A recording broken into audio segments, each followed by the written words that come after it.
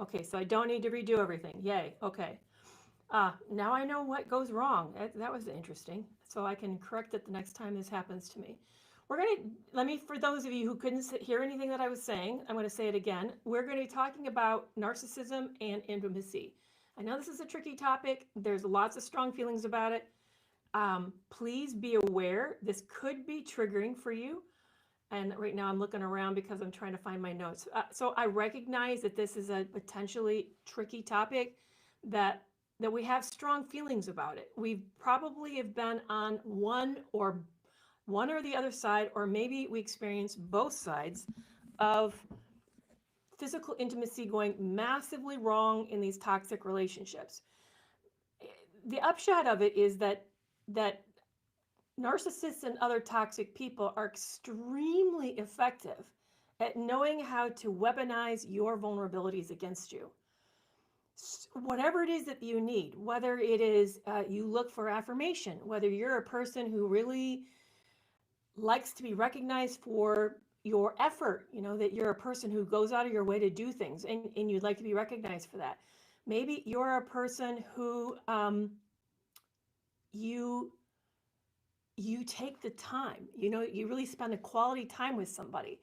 They see the way in which you show up, and then they make sure to sabotage it, to use it as a way to withhold what it is that you're looking for when you're in these relationships.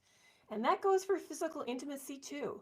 So today we're going to talk about what is healthy intimacy, what does it actually look like, what do we get wrong about intimacy boundaries, physical intimacy boundaries, and how do we know if we're in a safe physical relationship with a narcissist? How do we know whether or not it's transactional and we're being used? And how do we know when it's actually there is danger and we're being disrespected? And it can go both ways. There can be coercion, but there also can be emotionally as well as physical withholding. And I know somebody actually had some issues with me calling it physical withholding, saying you can never say no. I'm sorry, need to say that reverse. You can never not say no. Saying no is always okay. It's not ever withholding. And I thought, I'm great that that's your experience. I'm really glad that you've never had a situation where someone deliberately played a form of keep away with you, where they wouldn't even maybe hug or kiss or hold your hand or touch you, and they certainly weren't going to be intimate in the bedroom. I'm really glad that's not been your experience, but they absolutely can physically withhold. Absolutely. I have been the receiving end of both types. I've experienced coercion and I've also experienced withholding. So we're going to get into all of that. I know this is really, like I said, a tricky topic, but I super appreciate you guys being here. And maybe there's somebody that needs to listen to this episode. Maybe there's somebody that you're aware of who's struggling and wonders whether or not they're in the right. In fact, it just happened in my club today. Somebody texted and said they would like to feel loved, and that the only moment of being connected is happening around physical intimacy. So this can happen with it's actually a form of an emotional bid. I don't know if you guys are familiar with John and Julie Gottman's work, but John and Julie Gottman had the Love Lab, and in the Love Lab where they studied people's relationships, they end up finding that there were people who knew how to show up for each other. Like if you had a story to tell, or maybe you're telling a joke, maybe you're reading a little bit, maybe you even just wanted someone to come over and give you a hug, or you tried to get their interest, or maybe you were interested in something more intimate. There were three groups of people: those who knew how to turn towards people, those who tended to ignore the bid, and then those who went out of their way to just reject the bid. And what they found was that the ignoring and turning away or rejecting the bid were both as dangerous to the relationship. They were equally dangerous. It wasn't like ignoring it was worse, or I'm sorry, turning away was worse than ignoring. They both were equally dangerous. And both of them created enormous amount of distress. And they found that those who had a healthy relationship turned towards each other 80% of the time. And those who ended up in some form of divorce actually ignored or turned away 70% of the time. In other words, majority of the time they ignored or turned away. And it didn't matter whether you're ignoring or you're turning away, it still had the same outcome. So when there's a failure to show up for each other, there's a consequence to the relationship, and it can actually harm relationship, leading to tremendous sense of loss. So, what is actually healthy physical intimacy? And maybe you guys have heard the fries. I know this is not going to spell fry. And I don't know them off the top of my head, but I really like these things to consider. It should always be mutual. It needs to be rooted in safety, and it needs to be an unequivocal yes from both parties. There needs to be attunement, not just to what a person's saying, but also non-verbally. Are they tense? Do you feel that they're quietly withdrawing? Um, do they feel a permission to say okay? Can you check in, safely learn to check in with each other? It needs to be, and remember, consent is a process. It's not just simply you get in the beginning, and then because you had it in the beginning, it means it's there the whole time. It needs to be a continuous process of consent as you move through experience. And maybe some things might be consensual and other things may not be. And it needs to be emotionally connective. I think one of the things that really disturbed me, and I heard this from more than one person, and they were young men. I heard this from two young men, that they experienced physical intimacy is no more significant than going to the bathroom and urinating. And I was stunned because I don't consider it a bodily function.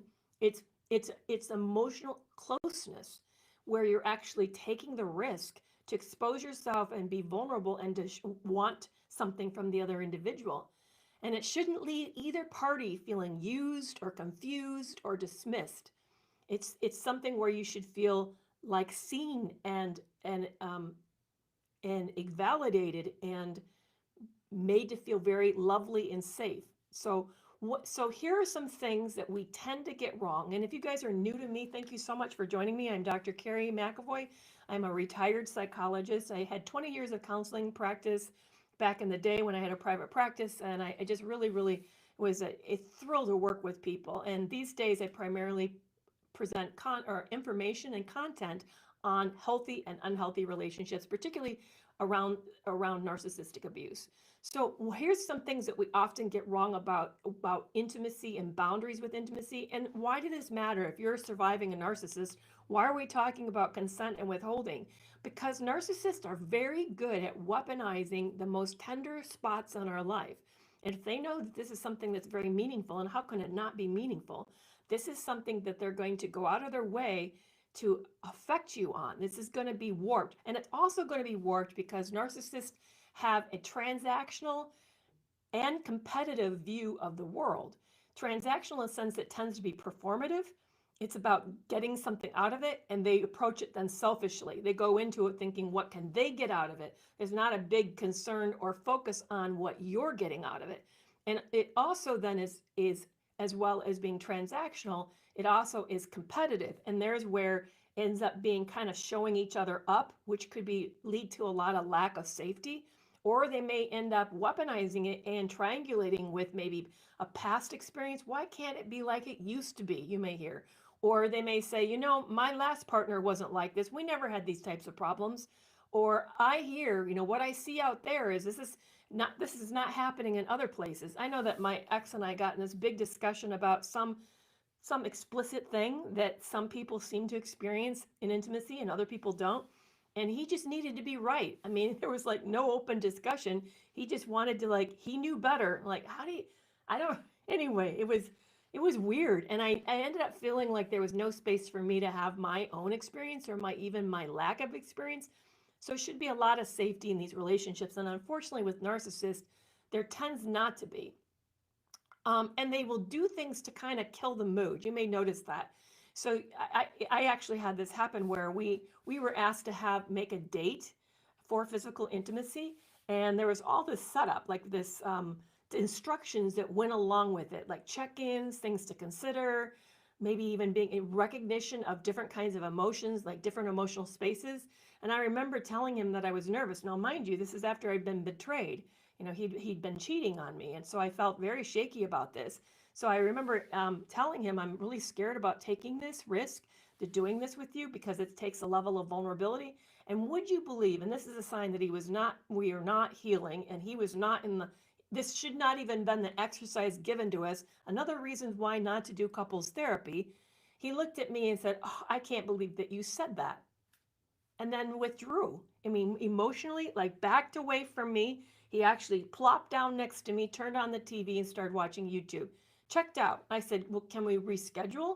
Can we talk about, well, you hurt me.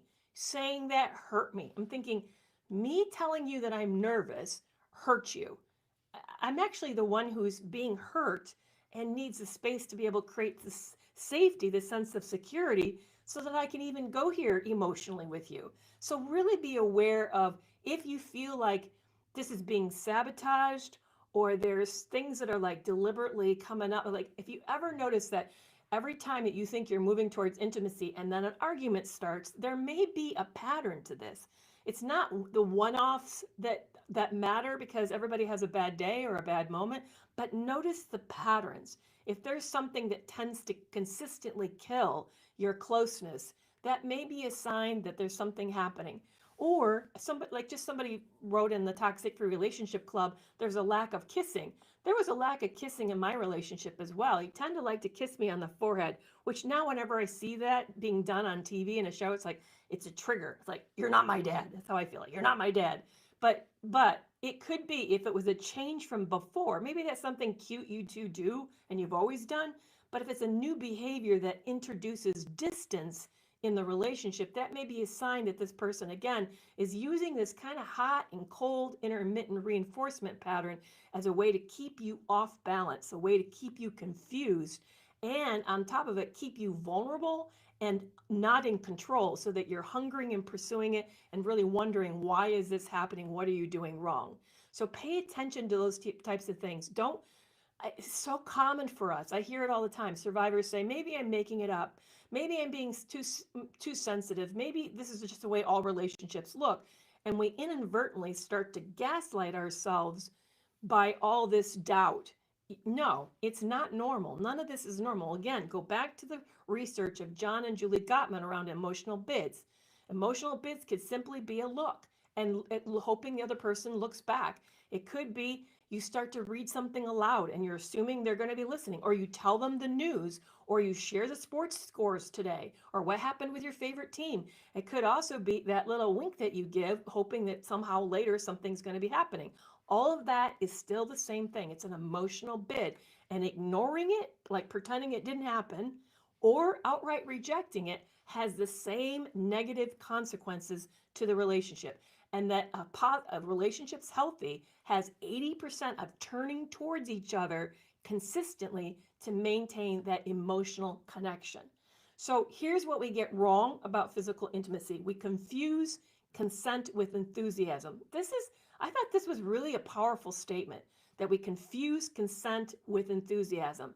Just because someone says sure or we end up thinking that means they're enthusiastically, wholeheartedly saying yes. Maybe, maybe not, because unfortunately trauma survivors often will default to fawning and freezing or saying yes out of fear, obligation, or emotional exhaustion. We need to see that there's real interest, like not just consent, but desire that's involved with this person, that they actually want this and they're ready. I think that this is easy for over eager people to sort of get wrong.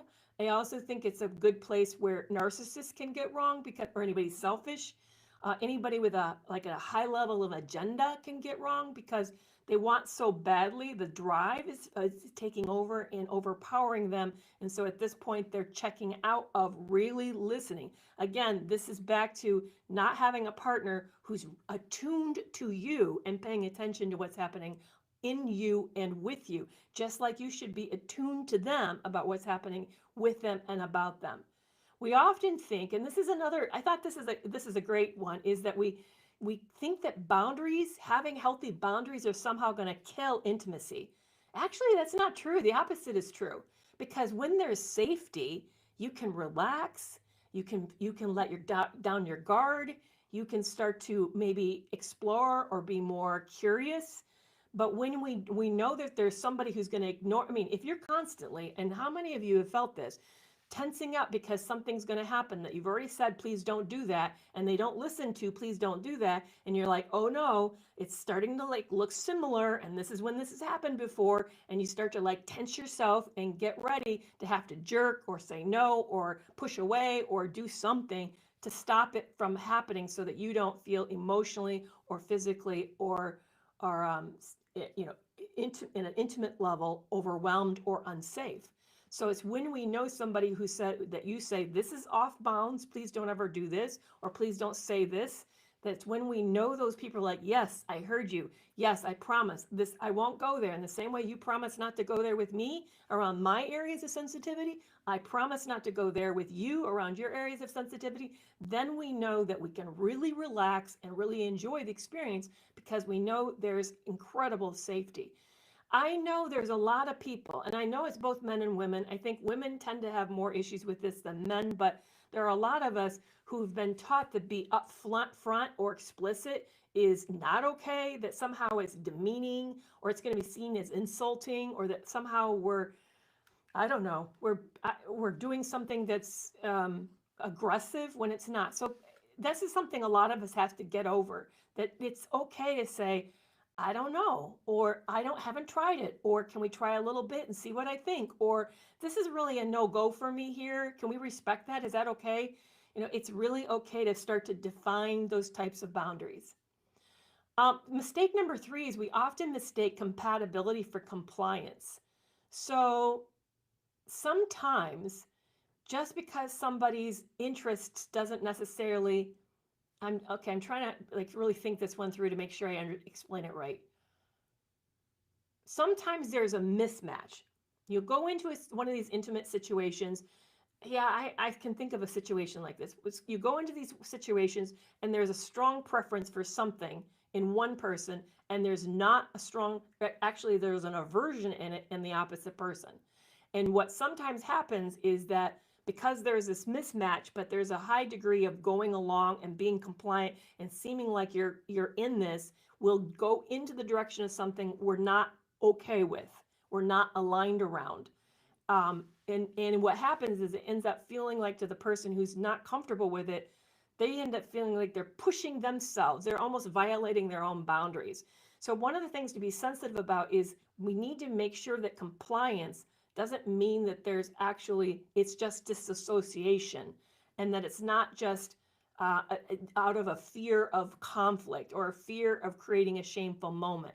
Really have to listen to a person around that. Again, it has to come back to that. That's why we say an enthusiastic yes. It really needs to be an enthusiastic yes in all levels, and including even around, maybe you're highly invested. Maybe it's one of the ways that it's a big kind of piece of excitement for you, and it may even feel disappointing if this person's not on the same page, but you love this person. That may mean you're going to have a lot of long conversations about that mismatch and what you're going to do to work around it and finding some middle grounds. And it may mean a loss to the one who really wants it, that isn't going to have it happen that way. So again, it takes a big, honest conversation around this. And here's the other big, huge error, and I see this more often in religious circles, and that is that we think that love means there needs to be total access.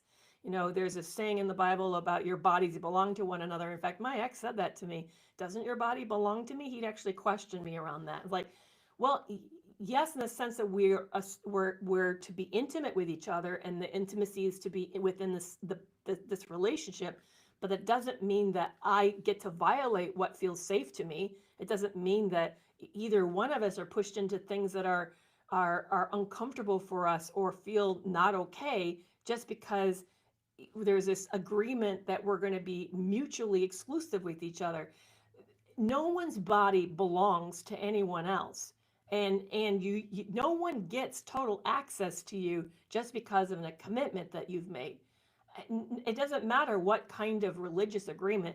As a Christian, I don't believe that is what God meant, or that what Paul meant in the Bible when he said that. I think what he meant is something that was happening that was a violation around that. So we really need to pay attention that we don't then say that another person ceases to have the normal human rights of autonomy just because there's a commitment to each other. That is not mutuality and reciprocity. That's subservience and loss of self, and we don't want to promote that. So here's how to know if someone is safe for you in a physical, intimate boundary. way. They treat your boundaries like sacred ground. They just don't accept it. They actually appreciate it. You're not going to see sulking, pressuring, guilting because you don't want to do it. If you see that, and I cannot tell you how many horror stories where I've heard people harmed physically as well as emotionally, psychologically harmed because a no was not accepted. If there is any kind of resistance to anything that you're doing, that needs to be seen. Or I'm sorry, let me go back up. If there's any kind of, yeah, it's definitely that's wrong. But any kind of resistance to your boundary should be seen as a serious red flag. You should be able to say no, and there is no guilting, no whining, no pressuring. And this is where that coercion comes in. Um, I'm sad to say in my first marriage, is there's a lot of things that were good about it there, but one of the areas that was bad for a period of time, it did get better at the end, but it was bad for a period of time. If there wasn't a regular schedule to our level of intimacy, then I would see my late husband sulking. He would start to get into a blue mood and just in a funk, just start to, he had this way he'd sit on the couch, with his fist in his face and sort of like dark face. And I'd think, oh yeah, he's pouting, it hasn't happened enough and he's mad about it. Or what the other way it would come up is he would like touch me and get affectionate, like hug me, and I like, oh, here we go again. This is what he wants because he only does this when he wants this. All of that is really actually a violation of boundaries, and you're not treating your partner like sacred ground when we do that. So we need to be okay that somebody may be tired or not in a space, or maybe they're recovering from having a baby, or maybe there's something happening stressful at work that's really overloading that person, or there's somebody ill in the family and it's impacting things. We really need to treat each other with respect and see this as you're in this together and you love each other and you have each other's back. I will get to about the withholding piece. So for those of you like, yeah, but that's not exactly what happens. This person actually kind of acts interested in the last moment. They pull off and they're not interested. That's something different. And we're going to get there. That's actually another form of abuse. Another sign that safety is when they're curious and not controlling, and they want to know what you like, and they not want to know what feels good, and they're not trying to override or cajole you or convince you. I promise you're going to like this. It's going to feel great. How do they know? They're not in your body. What may feel good to them doesn't mean it feels good to you. That's the other thing. We have all sort of different sensitivities to pressure and touch. So we can come at this from lots of different angles of how we like things. So just because somebody likes it this way doesn't mean universally it's like that way. And they're attuned to your nonverbal cues. They don't just read and listen to, they don't just listen to read your words, listen to your words, but they're reading your body language. They notice when you're stiffening or you're emotionally withdrawing, when you're pausing or checking in. They kind of pay attention to all of that. And they're sensitive to this. And they allow you to pace things at your rhythm. They don't try to rush. They don't try to get forward, move ahead. They don't try to use love as a leverage to get you ready. They really kind of respect your pace, even of being ready to be intimate. And they're very open to feedback and repair. So when something doesn't feel right, you tell them about it, there's not a defensiveness or there's not this big, angry, shameful reaction or dismissive reaction. They don't tell you you're making it up. They just want to understand what happened and really make it better for you. So it doesn't turn into a power struggle. That's the word I'm trying to say. So here's signs of danger or disrespect. They interpret consent as a green light forever. So because you said yes once, then it's yes forever. No, it's not. It was yes that moment. Didn't mean it was yes all the time. Number two, they guilt or act wounded when you say no. So watch out, like I said, about the coercion, the sulking, the acting depressed, the whining, the getting punitive and nasty with you. Watch for all this kind of withdrawing affection from you because you're not available. They pressure you to get over trauma or discomfort. I also see this one show up another way. There's a new way of kind of punishing victims by saying if you've ever been a trauma victim in any way, sort of way, then you have hangups. No, you may not have hangups. Some trauma victims have hangups. Some trauma victims do not have hangups. But to sort of categorize everything as this is your issue, this is your trauma, you should get over this, instead of seeing this as a dynamic expression of what happens between two people. So like I said, what happens between two people. It's what goes on in the interpersonal dynamic area, not in you and not in them. Does that mean sometimes we can have things we are struggling with?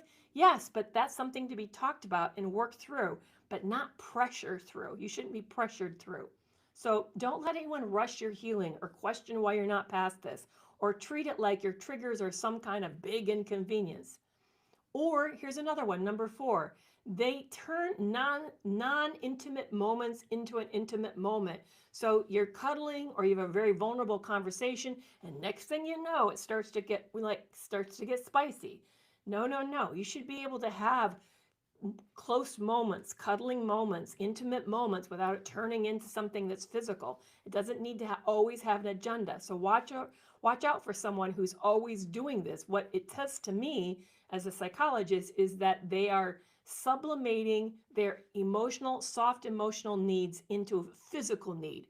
Instead of knowing how to be soft and emotional around soft things, around tender things, vulnerable things, they're turning it all into physical intimacy as a way to sort of deal with it. They don't really have good mechanisms to deal with the softer emotions. And watch out for this one, that after you have intimacy, it becomes emotionally distant. They disconnect, they pull back, they start to act ashamed, they disappear, they storm out of the room, they have to leave the place. So watch out for someone who's like, oh, thank you so much, guys, for that gift. For someone who's literally checking out or emotionally checking out after there's been an intimate experience. So how does this show up when you're in a relationship with a narcissist? How does the physical intimacy show up? What are the things that you should be watching for that are warnings that this is not a very healthy view of intimacy, a very healthy expression of intimacy? So watch out for during the idealization or the love bombing stage, because it'll vary from which stage you're in. What happens with physical intimacy will actually go through a transformation based upon the stage that you're in. So during the idealization stage, intimacy feels intoxicating. I mean, it feels like they're attuned and they're passionate and they are really trying to mirror your fantasies or preferences. And it develops this incredible emotional chemical bond, and it feels like you've met your soulmate. But what they're doing, though, is they're using the intimacy, the intensity of the intimacy, as a bonding weapon.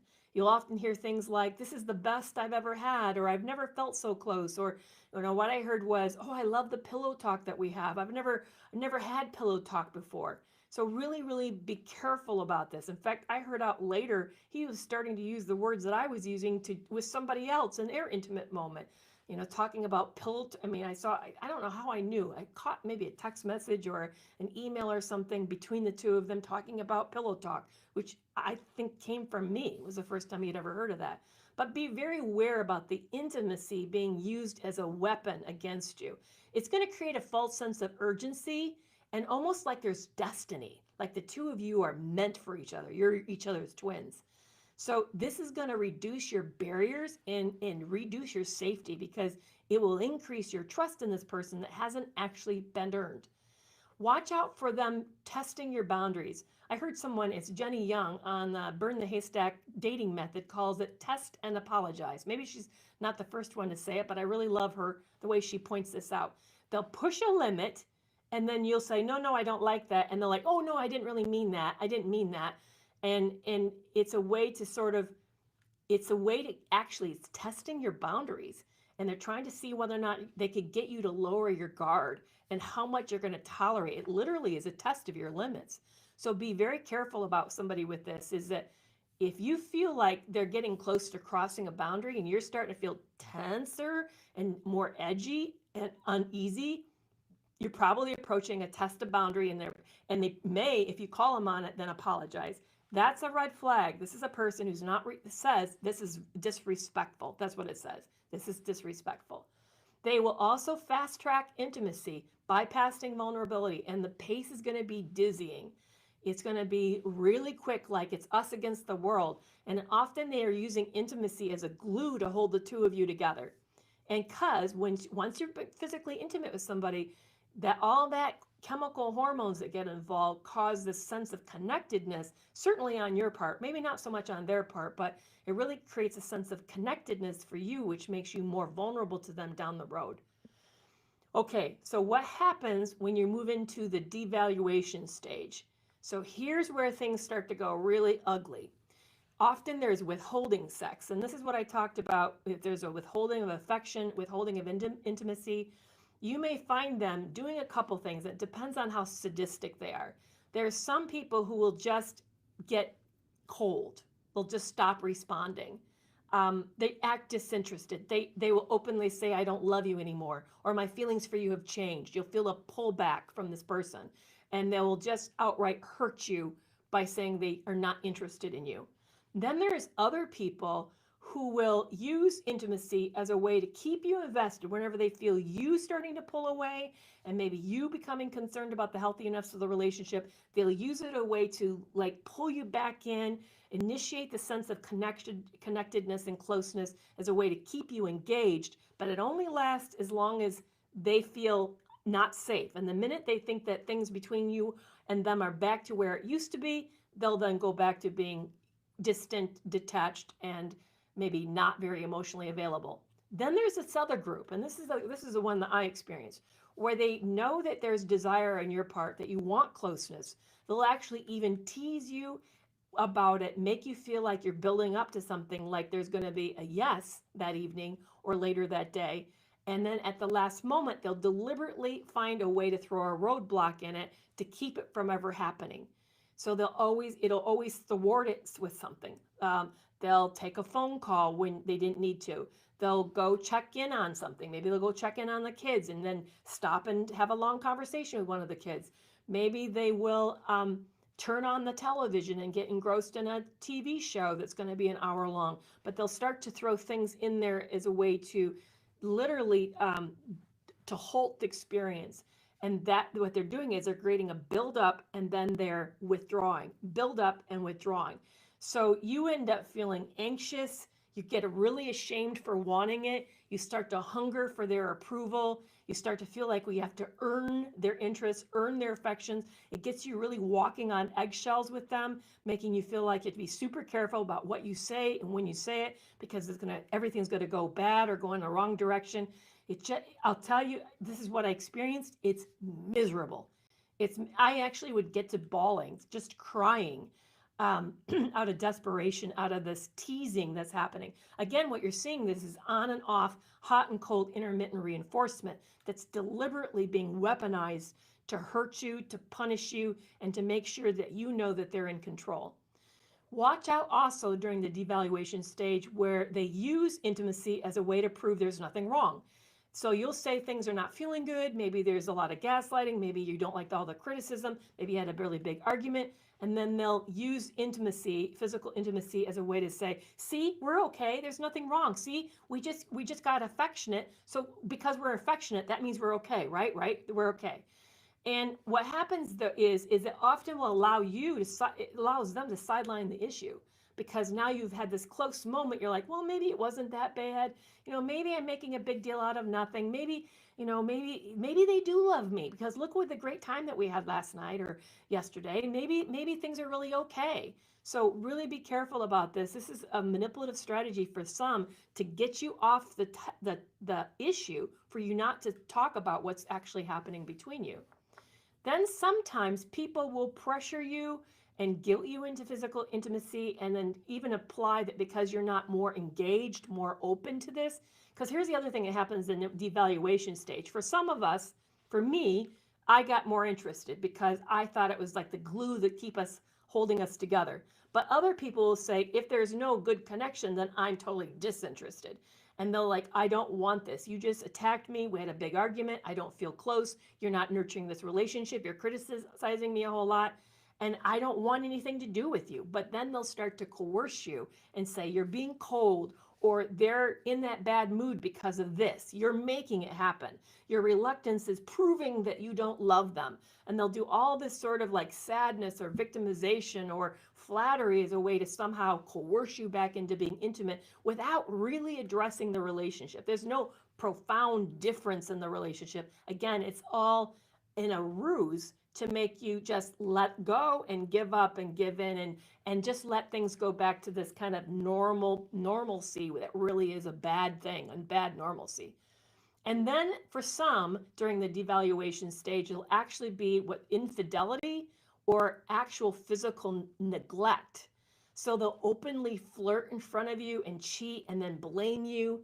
They may go cold around you, denying you affection, blaming all your neediness and drama is on you. And this is when physical intimacy becomes a power play, not a shared experience. So be really, really careful about that. In some cases, this just becomes a power play, a weapon that's is a way to keep you under their thumb, under their control, and keep you in a very needy, off balance position. So watch out for when physical intimacy is being manipulated to increase a sense of closeness, to validate your identity or your worth. Watch out for when physical intimacy is an example of a fantasy where you're not really a real person, you're a fantasy. Watch out when you're being devalued or treated like an inconvenienced, because in these phases, this is critical. The narcissist isn't connecting, they're orchestrating. They're orchestrating. So I've now got into a little bit about what coercion looks like and a little bit about what withholding looks like. And we've got about 18 minutes left. I'm going to put my glasses on. I know I need to clean them because they're very filthy, but I want to take your questions. I know this has been a big topic, and thank you for bearing with me today around it. So I'm very curious of what you guys have been thinking about it. Yeah, somebody just said that fantasy piece is really fascinating. Here's one of the things about narcissism in general. Narcissism is also an expression of an idealized future that actually isn't real. So it really is a fantasy. Oh, thank you so much, Roshana. I appreciate that. It is a fantasy. They'll even have a fantasy about how you should show up in an intimate way, and they'll fantasize about how they think you should show up in a literal way. So really be aware to where it doesn't feel like they know you and this is not with you. It probably isn't. It is actually probably a way of them acting out something that they really have in their mind. And it isn't really about being with you, really being with you. So what type of questions do you guys have about today? And I want to thank my mods who are here. I really, really appreciate that. So Janet said he told me I was insecure when he was cheating, but I knew all along, and I really needed to. I listened to my gut. Yeah, we all need to listen to our gut. A lot of us have had kind of an internal sense that something's not right. That internal sense is accurate. It's very accurate. I thought, I'm not normally a paranoid person. If anything, I'm a little too trusting and naive. And I remember there was a phone call that came in and he took in front of me, and I got to hear both sides, and I thought they're together. They've been having an intimate relationship. And I found out when the whole relationship was over, yeah, I was right. They were in that period of time actually physically intimate. And I think there's a part of him that I think two things were happening at the same time with this. For one, he wanted me to hear it as a way to kind of belay any of my concerns so I wouldn't be suspicious of this person. But I also thought he wanted me to hear it so that he could watch what would happen of me being a witness to a relationship he was having. Because this guy that I was involved with was very sadistic. So I think there was some enjoyment of his two worlds colliding and being over top of each other. I think he liked to do that a lot. But again, I felt something was off, and I was right. So it was off. So be really aware of that. Oh, I think that's fascinating. Hands off our right says they're trying to train and program the responses they want that benefit them. I think that's a very, very good way of putting it. I do agree. Yeah, it's amazing how they have fantasies, Hazel. Hazel's given an example of how her ex thinks he's still going to start a company in his late 50s. Like, yeah, no. I mean, they do kind of live in this otherworldly likeness.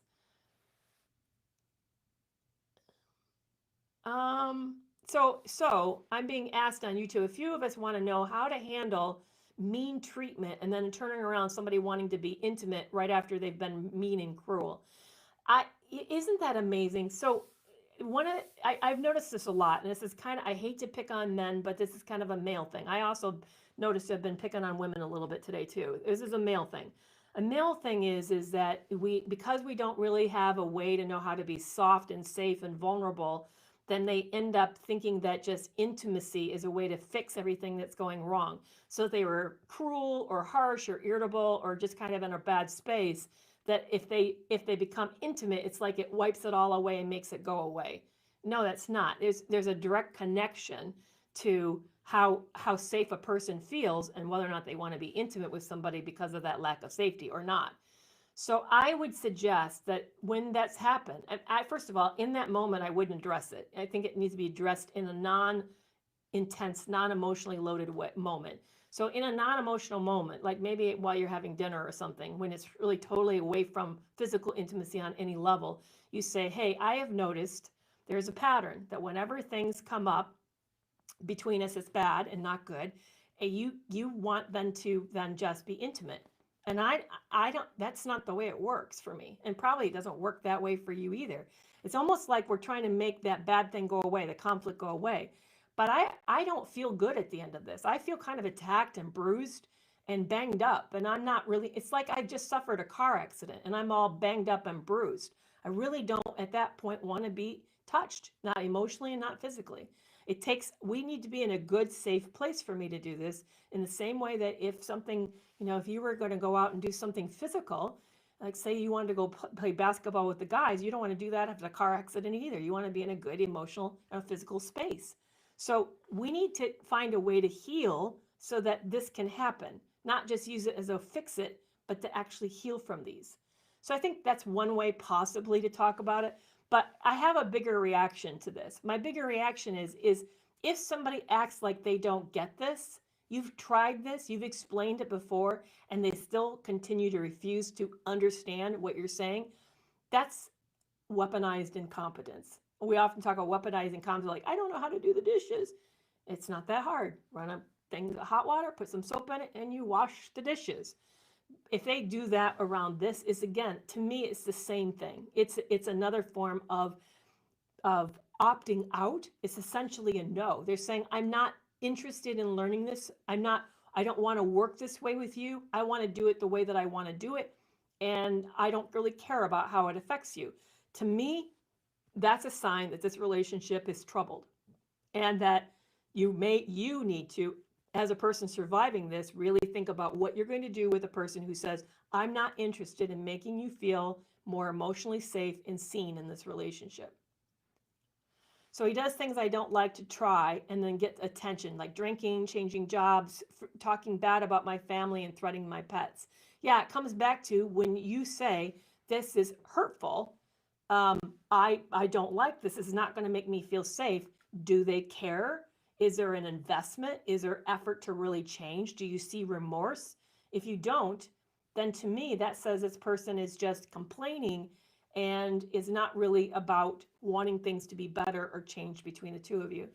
Yeah, I'm so glad somebody just on YouTube subscribed as a super thriver. I'm assuming that you met. I'm so glad that you did that on YouTube. I have a membership now, and every week we publish a new exclusive podcast interview that's only for paid subscribers. And you can also get it. If you're not on YouTube, you don't need to do it there. You can also do it on Substack. So if you go to Substack called Breaking Free Narc Abuse, I think Breaking Free Narc Abuse or Breaking Free from Narc Abuse, something like that. Like, you should really know what it is. You can also sign up as well and get immediate access to it there too. So there's two ways to access this. Or you join the Toxic Free Relationship Club. Actually, there's three ways. The Toxic Free Relationship Club, and it's automatically there every week. So those are the ways for you to get these exclusive interviews. I just had an interview that I just uploaded with Dr. Debbie Silber about betrayal. And that's what we're going to be talking about next week, the trap of the victim mindset after betrayal. So if you're interested in those types of things, yeah, it's Breaking Free Narc Abuse. Breaking Free Narc Abuse on Substack, or a subscriber on YouTube, or you become a member of the Toxic Free Relationship Club at any level, and you can get access to these private interviews. There's now over 47 of them. They include people like Dr. Les Carter, Bill Eddy, Dr. Peter Salerno. Who else? There's a whole host of people. I always look at the list and feel so amazed at this list. Oh, Joe Navarro. There's a whole group of people. So if you're interested in one on the autism, so if you're interested in like hearing the other conversations to this, be sure to join that. Oh yeah, Audrey, do you mind not promoting the coffee one, but instead, yeah, they can do it through coffee, but I'm trying to pull them away from coffee, but instead to go to toxic, it's called toxic-free-relationship club um, / I'll send you the link to that in the future. Sorry about that. But it will work. Coffee works. I'm just trying not to push people there. All right. Other questions about physical intimacy. Why does it feel he wants to punish me? Colleen, probably because he wants to punish you. He probably got it right. Probably the reason why this relationship's feeling bad is no, you're fine. Audrey, you're totally fine. Probably the reason it feels bad is because it is bad. I think your sense of things is correct. We often, and there's a really great author on this. He doesn't really write. He's now deceased, so he didn't write books on it, but he referenced it throughout his books. Is sadism. So sadism is people who get pleasure from other people's pain, from seeing you squirm, get uncomfortable, feeling ashamed, having you be hurt, like literally, physically, emotionally hurt. They take a charge off of that. They really enjoy that. So I suspect, Colleen, what you're experiencing is that a couple things. It may be a way to keep you in line. It also may be a way to show he's in power, and it also may be a way because he gets pleasure from seeing you hurt. The link that I'm mentioning for how to join the Toxic Free Relationship Club membership is this. I'll go ahead and put it right in here since I know it off the top of my head. And there is 3 levels to it. And I always say to anyone who's interested that always please contact me if you need financial assistance, always, because I give financial assistance to anyone who asks me for it. Yeah, that's the link we're talking about. It's like if you want the newsletter and exclusive videos, Leanne, you just subscribed here, so you have access to the videos. You already have access. So that's what you get when you sign up by being a subscriber here. I didn't mean to confuse you all by saying all of that. Yes, I have more than one way for you to get to the exclusive interviews, but you did this through YouTube. If you're here on YouTube, that makes it's great sense to do that. So what are some other ways that you guys have seen physical intimacy, maybe your emotional vulnerability weaponized against you? And have you made the mistake of thinking that it's actually your problem and not that it's this other person doing this to you? Because that is so common. What happens here is that they make it out to be you.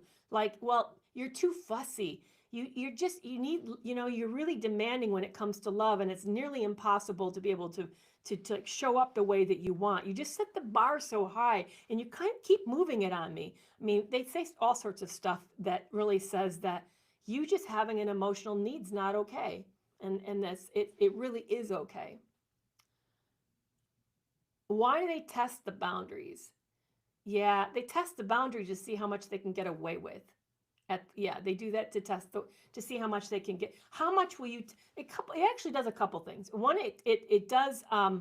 It allows them to know that you actually are somebody that will breach your own boundaries, that will abandon yourself for the sake of the relationship. So it shows them that that's possible. So be very, very aware of that. And I think the other thing is that testing the boundaries also shows them how far they can push you. So it's a really great way to see if where your bottom line really is. How much will you put up with? And a lot of us, unfortunately, we will prioritize the relationship over ourselves. Yeah. So, thank you so much for subscribing on TikTok. I really appreciate that. And yeah. So when they get intoxicated or triggered or start having paranoid betrayal, yeah, somebody's talking to each other, I think, about this. I want to go back. They find out you're enjoying it, and then they start to withhold it. Yeah, I know. They will. If they start to see that this is something important to you, if they're a dangerous person, they're going to then use whatever's important to you against you for sure. It's a common thing, unfortunately, for people to do that. Yeah. It just gets really, really dangerous for us to do that. Somebody's talking about projection. It's interesting. Projection, let's talk about projection for a moment, because that happens a lot in these relationships. Projection is when you actually are doing something internally, but you'll blame it on your partner. you'll see this a lot with cheating. They'll get super suspicious about cheating and think that you are cheating, and question as if you are, and start to act like like you're dressing up, going out for the girls because you're really, actually what it is often is expression of something they're actively doing. It's really a confession. But we also do projecting around our emotional experiences. If we think that everybody is we're a very angry person, we might then interpret other people's reaction as angry. Everybody's angry with me. Well, no, you're actually the angry person. You become sensitive to anger, so you end up seeing the anger because of your sensitivity. Yeah, sometimes an accusation of cheating when it feels like it was like, where did that come from? Well, it probably came from their own behavior. But if you're a trusting person, you don't tend to see that. You don't tend to interpret it that way. I know, here's how it came up for me. I think it was a very different. Mine asked me about roommates. He was rooming with a guy who had been cheating on his partner, and he asked me, what would I do if I ever found out he was cheating? And I didn't know that he was cheating, and it was just a way for him to see what I would do. And I was so, I still like my answer, and that is that I would see it as something that needed to be worked through and address it as a relationship issue. But there's a part of me that wishes I'd been a little less naive and realized that he was questioning me on something. That I probably these days, if somebody was to bring that up, I'd ask, why are you asking? Is there some reason why we should see this as a concern? So, yeah. So I these days I'd be a little more, I would wonder why it came up out of nowhere. It's not a nothing thing. It has roots. There's reasons why it's coming up somewhere. Yeah. Oh, somebody just said to me on YouTube that whenever she was soft or close, he would just say that she was his emotional cripple for putting her head on his shoulder. Ooh, man. Yeah, again, that's really devaluing. And I bet you when he did that, then he would claim it didn't mean anything, and that if you were sensitive to it, that you couldn't take a joke. Ooh. Yeah, they do things like that. They'll make these little offhanded passive aggressive jabs as a way to insult you, and then claim it was never an insult, that it's your sensitivity, and the reason you're reacting is because you can't take a joke. That's not a joke. That's when these communities, like even this live, having us all, like, I don't know, I wish you could see the reaction everywhere. You would see that everybody's horrified, like, whoa, that's really low. It's helpful to get an outside opinion, because then we can have a feedback to each other. We can say, no, that's not okay. This person's deliberately trying to undermine your sense of self, undermine and devalue you. They're trying to hurt you and make you feel less. They're trying to weaponize your tenderness against you. And that's the power of having people involved in talking to each other. And one of the many reasons why I really love this live stream and really love hanging out with you, because I love the way that we come on here together and you guys get to know me. I get to know you and you get to know me. Like, hands off, all right, you're the first time I've ever seen you. Maybe you've been here before, but I love noticing you guys. Ann Lee, 3, Colleen, I really love noticing your names. Tiffany is another one, D. Jane. I love getting to know you guys so that when you come back every week and we talk, I get to know who you are. I get to kind of know what you guys are struggling with and going through.